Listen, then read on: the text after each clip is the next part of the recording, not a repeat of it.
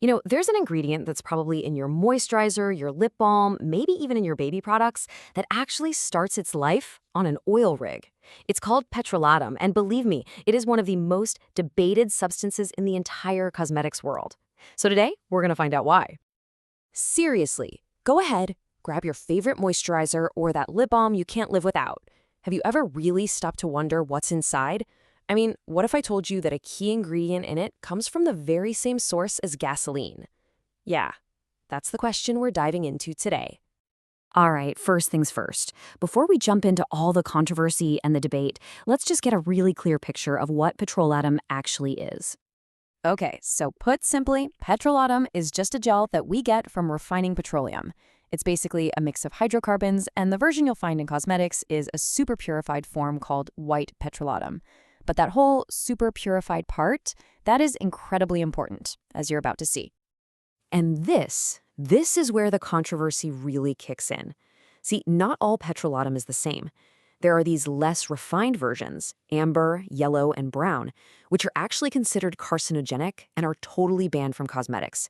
So the big fear is, what if some of those nasty impurities sneak their way into the purified white version that we're all using on our skin? That question, right there, is at the absolute heart of this whole debate. So that brings us right to the core of the issue. Why is an ingredient that you can find in so many products also so darn controversial? Let's unpack the problem. I want you to think of it like putting a layer of plastic wrap on your skin. So step one, petroleum creates this barrier. Now, on one hand, this is great for locking in moisture and stopping your skin from drying out, which is why it's so popular. But then you get to step two, and you see the downside.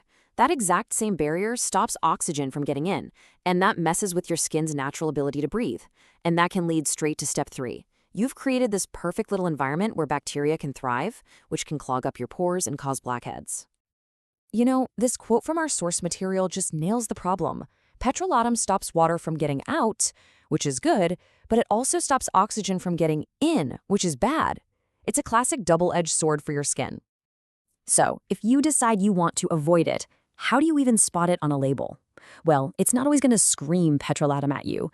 As you can see here, you have to be a bit of a detective and look for other names, like paraffinum liquidum or microcrystalline wax. These are all related. They're all petroleum derivatives used in cosmetics. Knowing these names is really the key to making an informed choice.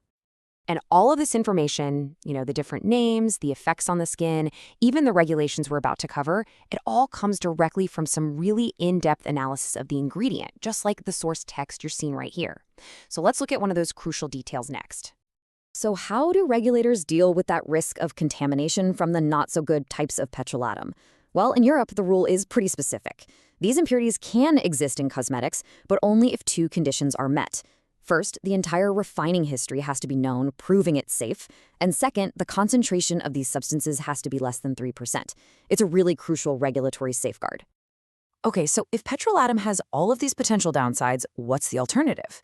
Well, the modern eco-bio movement in cosmetics, which is all about natural, organic, and skin-friendly ingredients, has an answer. It's all about formulas that work with your skin, not just sit on top of it like a blanket.